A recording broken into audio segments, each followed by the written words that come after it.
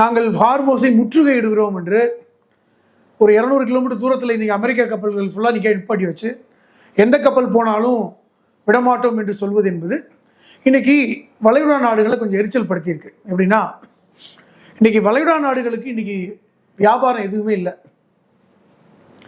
எண்ணெய் வளம் தங்கி போய்விட்டது. சொல்லப்போனால் கத்தாரில் இருக்கின்ற எண்ணெய் வளம், சவுத் பார்ஸ் போன்ற பகுதிகள் எல்லாம் எரிந்து நாசமாயிருக்கு. சவுதி அரேபியாவால் எந்த வியாபாரமும் பண்ண முடியல. இந்த காலகட்டத்தில் இந்த முற்றுகை என்பது தேவையில்லாதது அப்படிங்கிறது சவுதியோட எண்ணமாக மாறி இருக்கிறது. எப்படின்னா, சவுதி அரேபியாவுடைய கிரவுன் பிரின்ஸுக்கும் சீனாவோட அதிபருக்கும் 2 தினங்களுக்கு முன்பு ஒரு ஃபோனில் ஒரு சந்திப்பு ஏற்பட்டிருக்கு.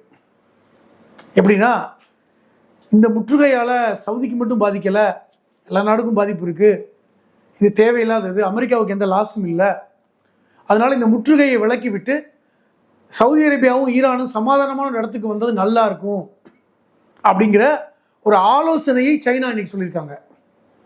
எதுக்கு நீங்கள் 2 பேரும் பிரிஞ்சிருக்கீங்க? அடிப்படையில் 2 பேருமே இஸ்லாமிய கண்ட்ரிஸ் தான், நாடு தான். உங்களுக்குள்ள உள் பிரச்சனையை விடுங்க. நீங்க எதுக்கு 3ஆம் ஒரு ஆளை வச்சுட்டு பிரச்சனையே இல்லை, அது ஒரு இஷ்யூவே இல்லை. இப்போ நீங்க அதை பேசி தீர்த்துக்கலாம். நம்ம இன்னும் சொல்ல போனால் சவுதி தானே சன்னி, இது சன்னிலாம் சவுதி தான் சன்னி, அவங்க ஷியா.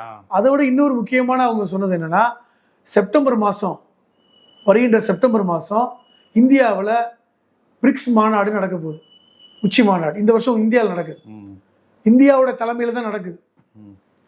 அந்த பிரிக்ஸில் உறுப்பினராக இருப்பது யாரு? Brazil, Russia, India, China, Iran, south Africa, இந்த நாடுகள் உறுப்பினராக இருக்கு.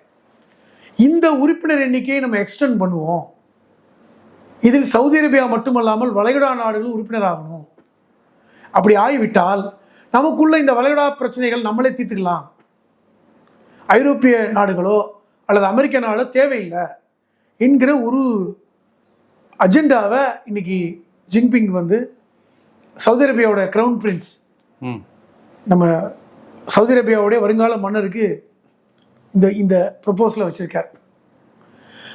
அவர் இளவரசர் சல்மான் இதை சீரியஸாக எடுத்துக்கிட்டதாகவும் சொல்றாங்க. இதற்கிடையில் அமெரிக்கா இப்படி முற்றுகையை நீக்கணும் அப்படிங்கிற ஒரு கோரிக்கையை அமெரிக்காவுக்கு சவுதி அரேபியா வைத்திருக்கிறாங்க. அதை அமெரிக்கா சட்டம் பண்ணலை. ஏனென்றால் அவர்கள் 2ஆம் கட்ட பேச்சுவார்த்தைக்கு இப்போ தயாராகி கொண்டிருக்காங்க.